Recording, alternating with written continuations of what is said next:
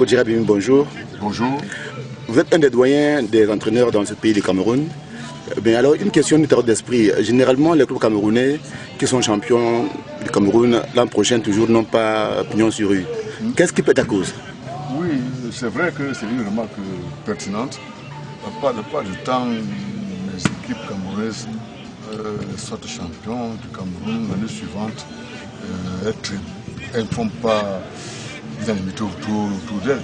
Bon, je pense que c'est d'un côté, d'une part, c'est souvent dû à la jeunesse des dirigeants.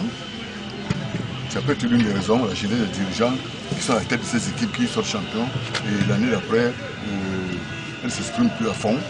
Il y a ça, parce que si vous prenez les temps anciens, bon, vous allez prendre le Canon de Yaoundé, l'Union de Douala, le Tonnerre de Yaoundé, quand ces équipes qui avaient à leur tête de très très gros dirigeants expérimentés, pour sortir champion 2 années de suite, voire 3, 4, 5 fois champion du Cameroun, elle avait du pignon sur rue. Bon, maintenant que les équipes, comme vous le dites si bien, faites la remarque de savoir pourquoi est-ce que chaque fois que l'équipe soit champion, la saison d'après, elle trébuche. Moi je pense que c'est d'abord la jeunesse des dirigeants et l'envie de trop bien faire.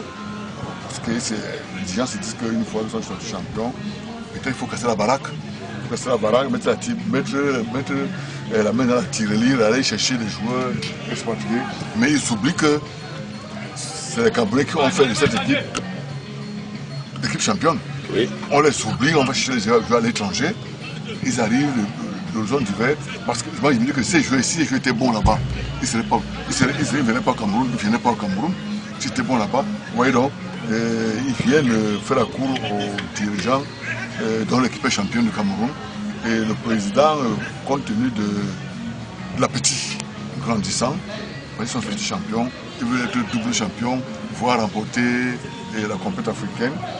Ils tombent sur le coup de leur charme et ils les engagent tout azimut au point de chasser ceux qui ont mis l'équipe championne. Et les conséquences sont désastreuses. Vous voyez, bon, je ne veux pas citer, nommer les équipes, mais vous voyez, l'exemple du Cameroun, oui. Même actuellement, bon, notre champion en titre a eu des problèmes de monde au niveau de la compétition africaine. Parce que ceux qui étaient là, qui ont mis l'équipe sur le piédestal, sur les premières marches du podium, on les a négligés, on allait chercher ailleurs. Et ceux qui sont venus d'ailleurs là, s'ils étaient bien là-bas ailleurs, ils ne seraient pas venus. La preuve, ils sont arrivés et ils n'ont rien fait. Ils sont sortis au premier tour. Bon, je ne donne pas le tort aux dirigeants. Ils veulent. Parce que, comme ils sont jeunes, dans la gestion des équipes, ils sont encore jeunes. Une fois qu'ils sont champions, ils veulent rester en haut éternellement, mais ils commettent des erreurs de jeunesse. Et en mettant au second plan ceux qui ont mis l'équipe championne pour aller chercher la fortune ailleurs. C'est un peu ça, notre déception au niveau national. Mais en tant que coach, quel conseil pouvez-vous donner, prodiguer à ces dirigeants pour qu'au moins qu'on commence à revivre l'antan? C'est-à-dire que les clubs qui gagnent un championnat l'an prochain maintiennent encore un peu le haut Voilà. N'est pas champion qui veut. Oui. Ne gagne pas le titre qui veut. Donc les joueurs qui gagnent le titre là sont bons. Parce que si tu n'es pas bon, ne pas gagner le titre. Oui. On peut juste, les dirigeants peuvent juste renforcer. C'est un compartiment où il y avait des défaillances. Ils renforcent, mais pas changer à 95% l'équipe qui est sortie champion du Cameroun. Vous voyez un peu. Bon, hein? Vous avez l'équipe qui a dominé le championnat des pieds à la tête. Du jour au lendemain, vous changez tout le monde. Vous remplacez à 95%. Ça ne va pas. Le temps que les gars vont prendre pour asseoir la cohésion de l'équipe, se connaître entre eux, le temps qu'ils vont prendre pour faire un groupe solide et solidaire, ils pourront perdre les matchs. Et c'est ça, vers la fin de la saison, qu'ils vont former une équipe, un bloc solide et solidaire.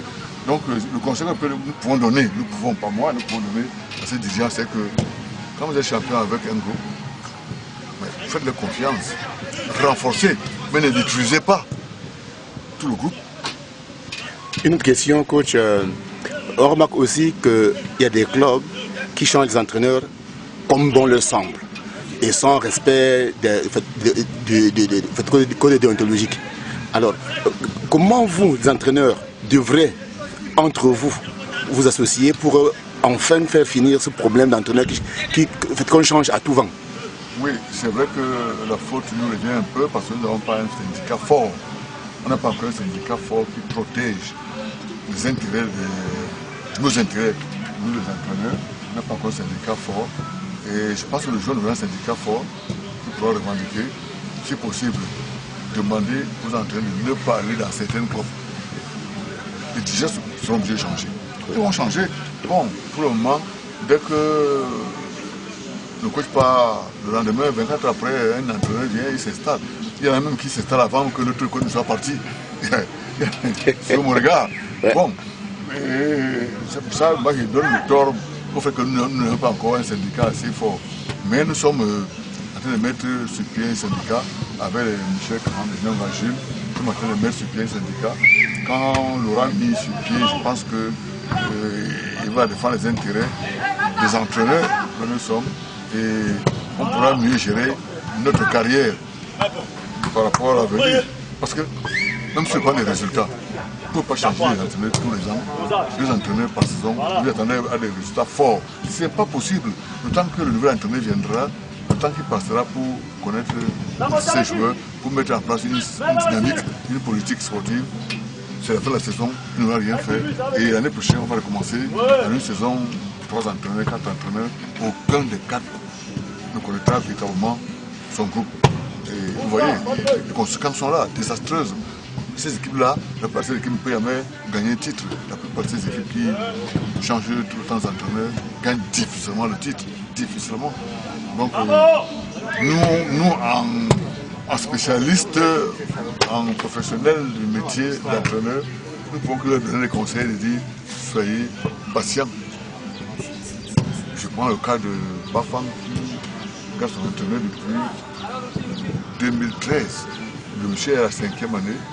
Pourtant, il n'y a pas de bruit là-bas, il n'y a pas de bruit. C'est vrai que nous n'avons pas eu de très grands résultats, mais la première saison, il était, je crois, 3e. Il était 3e, la première saison de ce blanc-là, il était 3e.